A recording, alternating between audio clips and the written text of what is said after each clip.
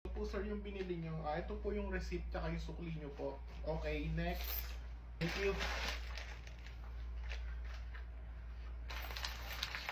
Naku, ano ba yan? Nakaka-pressure naman to. Kailangan ko bilisan yung paglilikom ng sukli ko dito sa wallet ko. Kawawa naman to si ate o nag-aantay. Nakakahiya naman sa kanya. Kailangan ko bilisan to. Naku, nakakahiya naman dito sa nakapila. Naku naman, eto pa, dito pa ako nagtagal. Ano ba yan? Ang tagal. Siguro galit na tong nakapila sa akin. Diyos ko, ano kaya iniisip niya sa akin? Kailangan ko na agad tumalikom. Naku naman, nakakahiya sa kanya. Tignan mo yung mukha niya. Halatang naiinip na siya. Eto na, malapit na to. Lahat ginagawa ko na para talaga maipasok lahat to.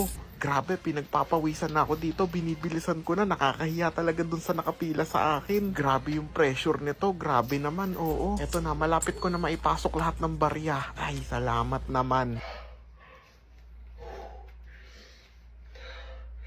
Nakaka-pressure yun na.